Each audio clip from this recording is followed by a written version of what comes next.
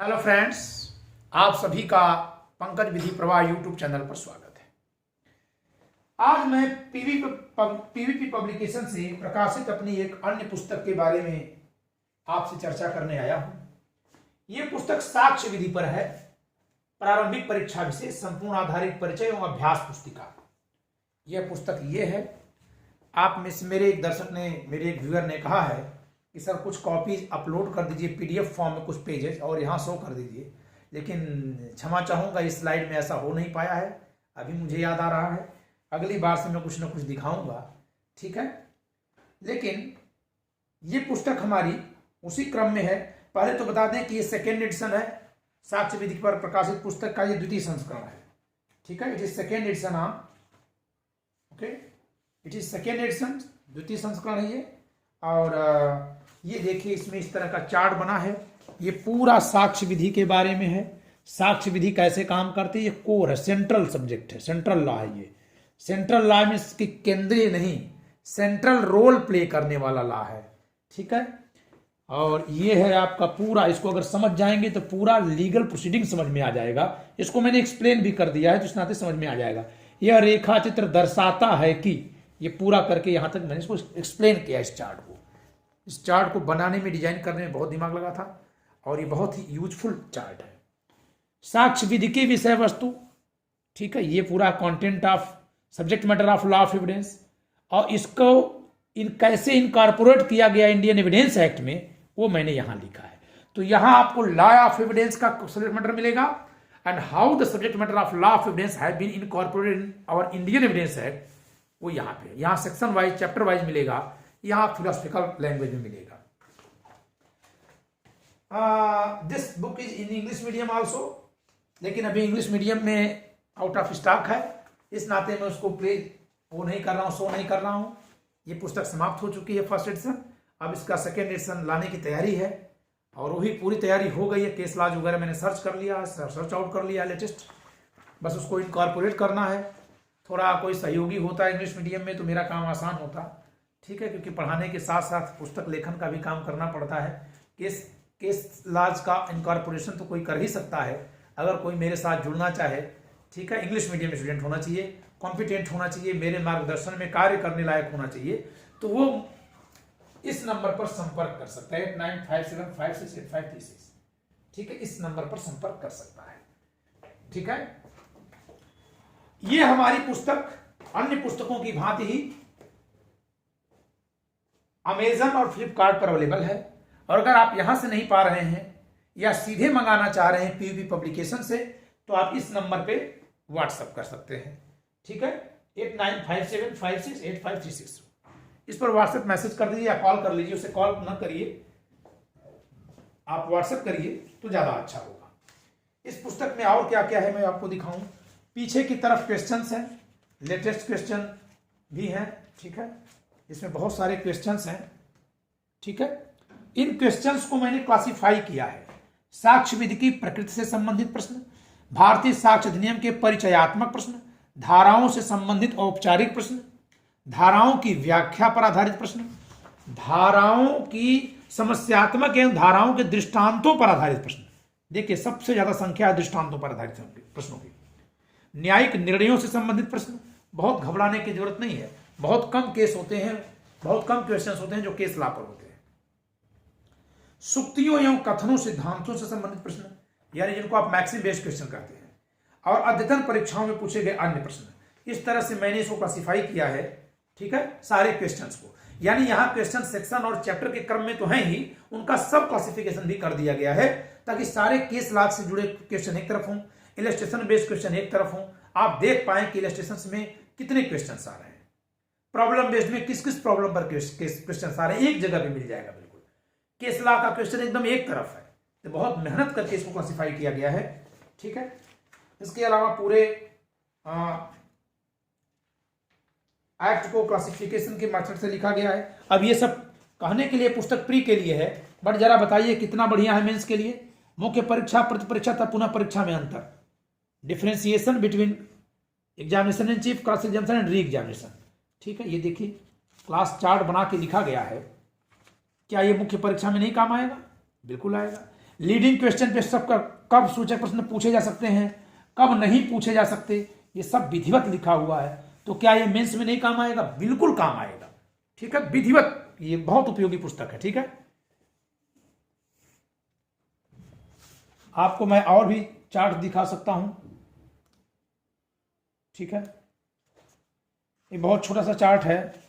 Dying declaration पर Anglo law and Indian law में differentiation यहां किया गया है। ठीक है, पीएन स्वामी का पूरा केस लिखा हुआ है। मृत्युकालिक घोषणा की सुसंगति था, विश्वसनीयता। ठीक है, पर इतने दृष्टांत सिद्धांत हैं जो महत्वपूर्ण है। एक्चुअली एविडेंस एक्ट ऐसा एक विषय है, साक्ष्य विधि एक ऐसी विषय है जो प्री में भी उतनी ही पूछी जाती है जितना मेंस में। तो इस पर प्री के लिए कम करके लिखना संभव ही नहीं है। यही कारण है कि इसकी प्री की पुस्तक और मेंस की पुस्तक में ज्यादा अंतर हो ही नहीं सकता।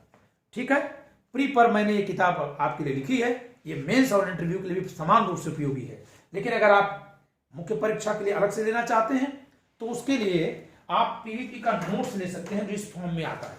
ये देखिए पीवीपी का नोट्स है, इसे टीपीए पर नोट्स हमारे पास है, बहुत मीडियम में, बहुत कंसाइज बट बहुत कॉन्क्रीट नोट्स है।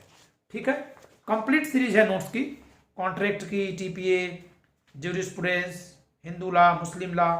ठीक है, सबका नोट्स है। जो नोट्स बुक फॉर्म में आ गए वो बुक फॉर्म में है, जो बुक फॉर्म में नहीं आए हैं वो उस फॉर्म में है। ठीक है, सीपीसी और कॉन्स्टिट्यूशन ये दोनों बुक फॉर्म में आ गए हैं। ठीक है, ठीक है, छोटे छोटे ट्रिक का यूज किया गया है। ये देखिए चार्ट, छोटा सा, बहुत छोटा सा चार्ट है। ये पूरा जो सर्कल है बड़ा वाला वो कथन स्टेटमेंट, इसके नीचे जो स्क्वायर है स्वीकृति, और जो त्रिभुज है वो संस्वीकृति। यानी प्रत्येक संस्वीकृति तो स्वीकृति है लेकिन प्रत्येक स्वीकृति संस्वीकृति नहीं है। प्रत्येक संस्वीकृति और स्वीकृति कथन है लेकिन सभी कथन स्वीकृति अथवा संस्वीकृति नहीं है। ये स्टेटमेंट इसी के नीचे लिख दिया गया। ठीक है, ये जो बात मैं बोल रहा हूं देखिए यहां लिखा भी है। इस रेखा चित्र से दर्शित है कि पहला, स्वीकृति एवं संस्कृति दोनों ही कथन है जिनमें स्वीकृति एक जाति एवं संस्कृति स्वीकृति की एक उपजाति है। सभी स्वीकृतियां संस्कृतियां कथन है किंतु सभी कथन स्वीकृति या संस्वीकृति नहीं है। तीसरा, सभी स्वीकृतियां संस्वीकृति होती हैं किंतु सभी स्वीकृतियां संस्वीकृति नहीं है। सभी संस्वीकृतियां यहां होना चाहिए था, कुछ यहां टाइपिंग एरर हो गया है। सभी संस्वीकृतियां स्वीकृति होती हैं किंतु सभी स्वीकृतियां संस्वीकृति नहीं है। ठीक है, इसके बाद ये देखिए क्या जबरदस्त है स्वीकृति की परिभाषा। ये जरा देखिए पूरी परिभाषा, धारा 17 से 20 को एक चार्ट में बताया गया। सेक्शन 17 to 20 का एक चार्ट है, ये बहुत विधिवत चार्ट है। ठीक है, कथन की प्रकृति, कथनकर्ता की स्थिति, इसको दो पार्ट में मैंने करके कथन की प्रकृति धारा 17, कथनकर्ता की स्थिति धारा 18 से 20 विधिवत लिखा है। देखिए इतने ही चार्ट में आपको 17 से 18 समझ में आ जाएगी। तो ये तो वो पुस्तक है, अद्भुत पुस्तक है। काश कि मेरे पढ़ने से पहले किसी ने लिखा होता और मैं ऐसी पुस्तक पाता, खरीद कर पढ़ता। ठीक है, फिर भी मेरा आपसे आग्रह है कि अगर मेरी पुस्तक में कहीं कोई आपको सुझाव, संशोधन या कोई कमी दिखाई दे तो आप इसी नंबर पे व्हाट्सएप कर दिया करें। आप लोग जो कोई मेरी पुस्तक पहले से पढ़ रहे हैं या इस पुस्तक को जिसको आप देख रहे हैं अगर पढ़ रहे हैं, कोई कमी देखें तो इस पर व्हाट्सएप कर दें। यह आपका दायित्व है, यह आपका हक है। ठीक है, आलोचना एक तरह से बर्तन मांजने की जैसी होती है। बर्तन मांजने पर तभी चमकता है जिसको रगड़ा जाता है। आलोचनाएं क्या करती हैं? आलोचना निंदा में अंतर। आलोचना सही सुधारने के भाव के साथ न कमी निकालना होता है, और निंदा किसी को शर्मिंदा करने के लिए, अपमानित करने के लिए, नीचे होने का बोध कराने के लिए की गई आलोचना है। तो मैं आलोचना का आप कहता हूं कि आपको आलोचना का हक है, और निंदा भी करेंगे तो मैं उसको आलोचना के ही भाव मिलूंगा। ठीक है, क्योंकि आगे बढ़ना है तो सबकी आलोचना सुननी पड़ेगी। अब ये देखिए हेतुक हेतु दुराशय, कितना जबरदस्त इसको एलिमेंट बताया गया। साक्षात्मक एवं परिस्थिति जन्य तथ्य है, जबकि दुराशय मौलिक या आवश्यक तत्व है अपराध का।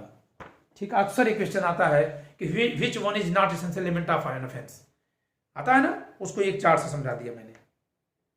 ठीक है, ये देखिए प्रिजम्पशंस पर क्या जबरदस्त चार्ट है। प्रिजम्पशंस पर सेक्शन 4 उपधारणाएं, खंडनीय अखंडनीय। उपधारणा कर सकेगा, उपधारणा करेगा निश्चायक सबूत। उपधारणा कर सकेगा न्यायालय के विवेक के अधीन, जबकि ये दोनों विधिता ज्ञापक। पहली तथ्य की उपधारणा, दूसरी तीसरी विधि की उपधारणा। तो यहां ये दोनों एक साथ हैं, जबकि आगे जाकर नीचे वाले दोनों एक साथ हो जाते हैं। ठीक है, चार्ट के जरिए दिखाया गया है। तो इस तरह से अनेक चार्ट हैं, छोटे छोटे चार्ट हैं। ये देखिए तथ्य के पर ये आपका है विवादक तथ्य।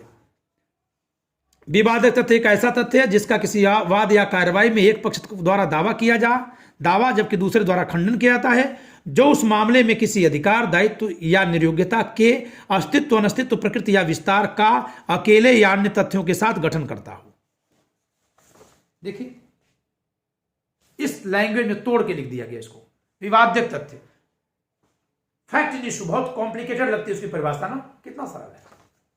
अधिकार, दायित्व, निर्योग्यता, 3 हैसियत है और उनकी 4 स्थिति है, अस्तित्व, अनस्तित्व, प्रकृति और विस्तार। ये 4 उसका स्टेटस है, 4 उसकी पोजीशन है। अकेले या अन्य तथ्यों के साथ दर्शाता हो, वो विवादित तथ्य है। तो आज के लिए इसमें इतना ही बताऊंगा, ठीक है। अनअकैडमी के बारे में चर्चा कर लेते हैं। Unacademy, let us crack PCSJ with Unacademy. Get your subscriptions today. Use code PVPLab for getting 10% off. Unacademy compete with thousands of aspirants and stand out from the crowd. ये आपका Unacademy का मोटो है। ये देखिए आइकॉनिक क्लास चल रही है Unacademy पर, बहुत ही महत्वपूर्ण है। जुडिशरी आइकॉनिक नाउ लाइव, इसमें लाइव डाउट सॉल्विंग है, 1:1 लाइव मेंटरशिप है, मेंस फोकस टेस्ट सीरीज है और इसके अलावा share written answer of subjective and full length test practice for evaluation by subject matter expert. आप मेंस का पूरा आंसर लिखिए, लिखकर भेजिए, जांच के आपको बताया जाएगा, ठीक है। Unacademy elevate your judiciary exam preparation with this free test series. Free test series है, ध्यान दीजिएगा, फ्री टेस्ट सीरीज है। आप इसमें मेरा कोड इस्तेमाल करिएगा, ठीक है। आप इसमें मेरा कोड इस्तेमाल करिएगा। मेरे कोड का नाम क्या है मैं बता देता हूं भाई।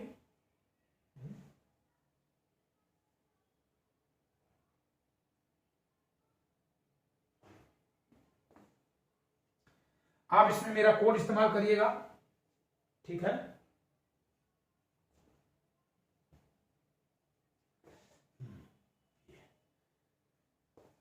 मैंने गलत ऑप्शन ऑप्ट कर लिया था। मेरा कोड है PVPLab। ये अनलॉक कोड है, फ्री क्लास है ना। ये देखिए फ्री क्लास है।